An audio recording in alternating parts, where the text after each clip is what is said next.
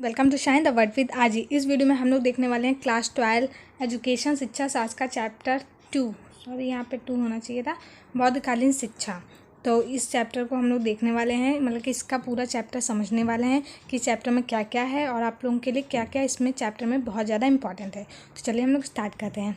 तो जो सबसे पहला हम लोग का टॉपिक है, मतलब कि जो सबसे पहली हेडिंग है वो है बौद्धकालीन शिक्षा का उदय। मतलब कि बौद्धकालीन शिक्षा कब से स्टार्ट हुई थी, तो देख लेते हैं। काल के अंतिम चरण में हिंदू धर्म में अनेक विसंगतियां विकसित हो गई।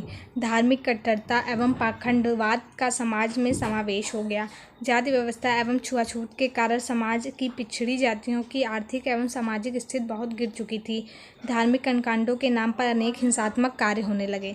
इसमें बताया जा रहा है कि जो उत्तरवैदिक काल था तो उसमें क्या हुआ, हिंदू धर्म में बहुत सारी विसंगतियाँ आ गई, बुराइयाँ आ गई, जैसे कि कट्टरता, पाखंडवाद और बहुत सारे हिंसात्मक कार्य। तो ये सब उत्तरवैदिक काल में आ गए, जिसके कारण क्या हुआ, ऐसे ही सामाजिक वातावरण में 563 ईस्वी पूर्व में भगवान बुद्ध का अवतरण हुआ। तो मतलब कि ये सब जब होने लगा तब 563 ईस्वी पूर्व भगवान बुद्ध का अवतरण हुआ। उन्होंने अपनी युवावस्था में ही राजपाट एवं परिवार को छोड़कर संन्यास ले लिया था। अनेक वर्षों तक भ्रमण करने के बाद उन्होंने सामाजिक अवस्था पर ध्यान दिया। भारत में व्याप्त तत्कालीन बुराइयों को दूर करने के लिए उन्होंने समाज को एक नया मार्ग एवं दिशा प्रदान की। गौतम बुद्ध का मुख्य उद्देश्य धार्मिक पाखंड को दूर करना तथा समाज के सभी वर्गों एवं जातियों के बीच समानता लाना था। इसमें बताया जा रहा है जब ये सब इतनी बुराइयां हमारे समाज में व्याप्त हो गई तो क्या हुआ, गौतम बुद्ध का जन्म हुआ। तो उन्होंने अपने, जब गौतम बुद्ध जो युवावस्था में थे, जब उनकी शादी वगैरह हुई थी, तब उन्होंने अपना घर, अपना राजपाट, अपना परिवार सब कुछ छोड़ के संन्यास ले लिया था।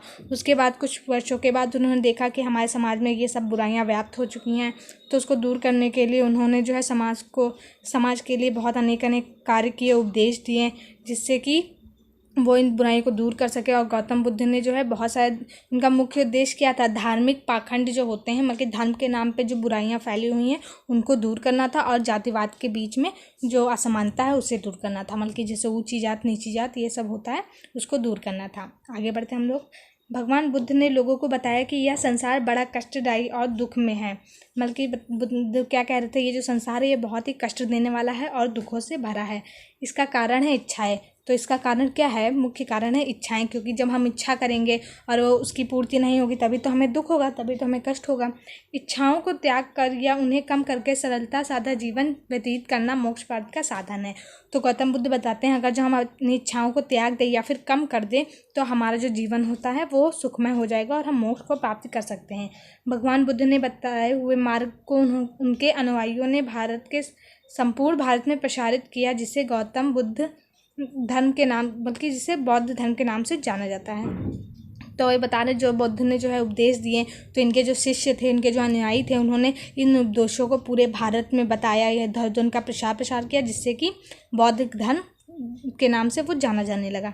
और उसके आगे देखते हैं, भारत में बौद्ध धर्म ईसा पूर्व 500 वर्ष के लगभग विकसित हुआ जो कि लगभग 12वीं शताब्दी तक प्रभावपूर्ण रहा है। तो 500 वर्ष के लगभग विकसित हुआ था, जो कि 12वीं शताब्दी तक जिसका प्रभाव रहा था। यही बौद्धकालीन शिक्षा का उदय है। तो मतलब कि इसी से जो बौद्धकालीन शिक्षा है वो उत्पन्न होती है।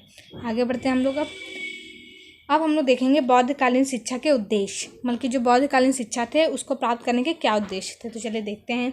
डॉक्टर राधा कमल मुखर्जी ने कहा है, उचित रूप से विचार किए जाने पर बौद्ध शिक्षा प्राचीन हिंदू या ब्राह्मणी शिक्षा प्रणाली, यहाँ पे प्राणी नहीं प्रणाली होना चाहिए था, का ही एक रूप है। मतलब वो बता रहे हैं कि जो बौद्ध शिक्षा प्रणाली है वो जो हमारी वैदिक शिक्षा प्रणाली थी उसी के समरूप है, मतलब कि सेम टू सेम है, थोड़ा सा ही डिफरेंस है उसमें। बौद्धकालीन शिक्षा के उद्देश्य निम्नलिखित हैं, मतलब कि जो बौद्धकालीन शिक्षा उसके क्या उद्देश्य हैं, चलिए देख लेते हैं।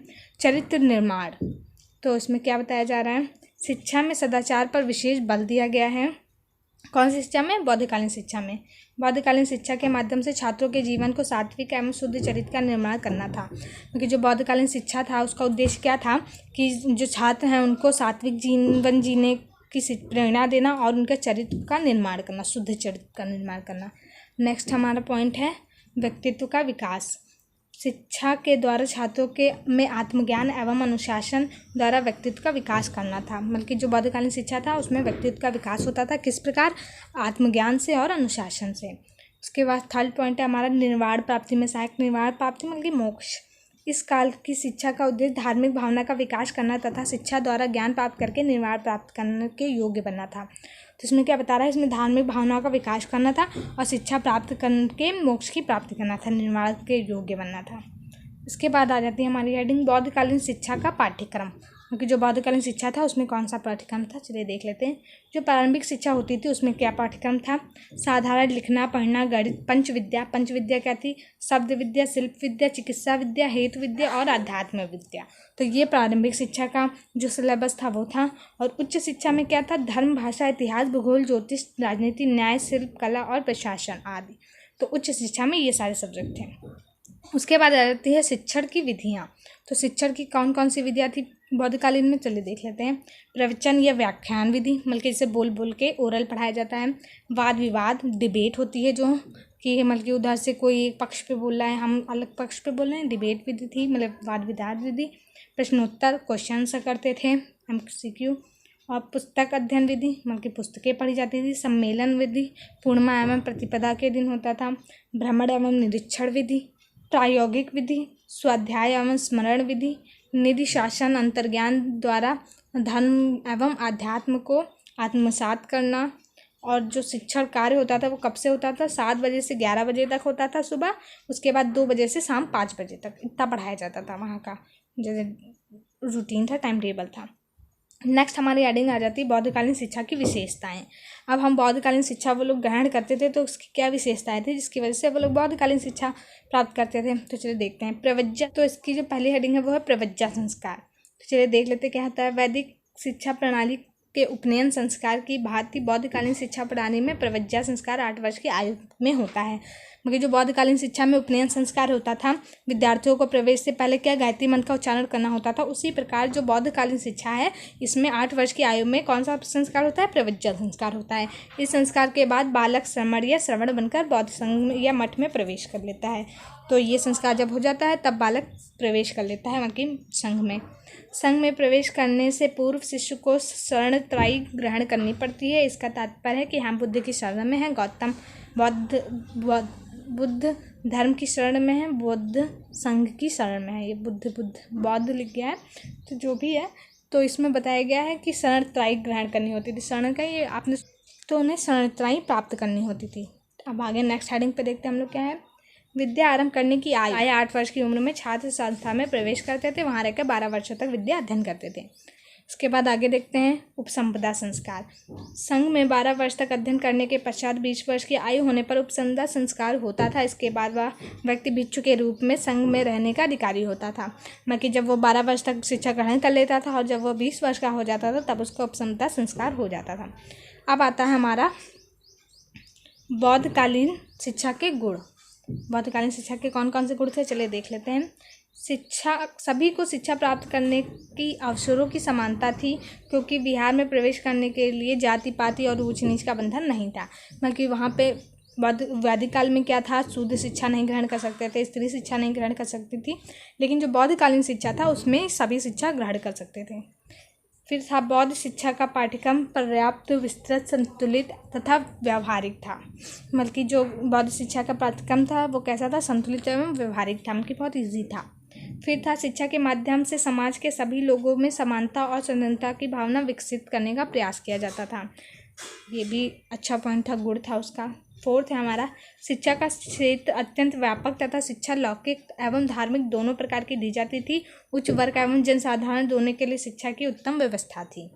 5th पॉइंट है हमारा शिक्षा को निम्नलिखित नियमों का पालन करना की प्रतिज्ञा, मतलब कि विद्यार्थी जो होते थे उन्हें निम्नलिखित जो नियम होते थे वहाँ के उनको पालन करने की प्रतिज्ञा दिलाई जाती थी। तो पहले कौन से नियम होते थे, जो फर्स्ट नियम है वो है किसी जीव की हिंसा ना करें। सेकंड है अशुद्ध आचरण से दूर रहें, क्योंकि किसी भी जीव की हत्या ना करें, और जो अशुद्ध आचरण है उससे दूर रहें, अनुशासन में रहें, असत्य भाषण नहीं करें, मतलब कि झूठ नहीं बोलें, कुछ समय भोजन ना करें, मतलब कि ऐसे कभी भी जैसे हम लोग अभी इस टाइम तो कभी भी जब मन भूख लगती है तब खा लेते हैं, तो उस टाइम ऐसा नहीं होता था, वहाँ पे एक टाइम होता था तभी आप सिर्फ खा सकते थे। मादक वस्तुओं का प्रयोग ना करें, मतलब कि जो भी नशे वाली चीज़ें होती हैं उनसे दूर रहें। नृत्य और तमाशे से दूर रहें, मतलब कि ये सब जो मनोरंजन की वस्तुएं हैं तो उनसे दूर रहें। बिना दिए हुए किसी की वस्तु ग्रहण ना करे, बहुमूल्य पदार्थ दान में ना ले, मतलब जब कोई वस्तु जैसे कि छीने ना, किसी से ज़बरदस्ती ना लें, और जो वो जैसे भिक्षा मांगने जाते हैं तो कोई अगर जो बहुत कीमती वस्तु दे रहा तो उसे ना ले। फिर है किसी की निंदा ना करें, किसी की भी बुराई नहीं करनी चाहिए। नेक्स्ट है हमारा श्रृंगार की वस्तुओं से का उपयोग ना करें, मतलब कि जो सजने संवरने की वस्तुएं हैं उनसे दूर रहें। फिर है 6 पॉइंट है हमारा, बौद्ध काल में शिक्षा प्रणाली व्यवस्थित हो चुकी थी। प्राथमिक शिक्षा और उच्च शिक्षा की पर्याप्त व्यवस्था थी। गुरुकुलों की तरह छात्रों को प्रतिदिन भिक्षाटन के लिए नहीं जाना पड़ता था। मगर जो बौद्धकालीन शिक्षा प्रणाली थी वो एकदम व्यवस्थित थी। प्राथमिक शिक्षा और उच्च शिक्षा सभी के लिए पर्याप्त व्यवस्था थी। और जैसे कि पहले वैदिककालीन शिक्षा में छात्र भिक्षाटन के लिए जाते थे, तो बौद्धकालीन शिक्षा में ऐसा नहीं होता था। नेक्स्ट है हमारी हेडिंग बौद्धकालीन शिक्षा के दोष। ये हमारी लास्ट हेडिंग है, तो आप इसे ध्यान से समझ लीजिए, फिर आगे देखेंगे। बौद्ध धर्म से संबंधित धार्मिक ज्ञान पर विशेष बल। स्त्री शिक्षा के लिए उचित व्यवस्था ना हो पाना, मतलब वहाँ पे स्त्री शिक्षा थी तो आप पढ़ सकते थे, लेकिन उसकी उचित व्यवस्था नहीं थी कि जैसे एक सेपरेट स्कूल अच्छे से हों, स्त्री के लिए बहुत प्रोत्साहन मिले, तो ऐसा नहीं था। सैनिक शिक्षा की उपेक्षा, धर्म प्रचार का मुख्य साधन शिक्षा केंद्रों को मानना, लौकिक जीवन और लौकिक विषयों की उपेक्षा।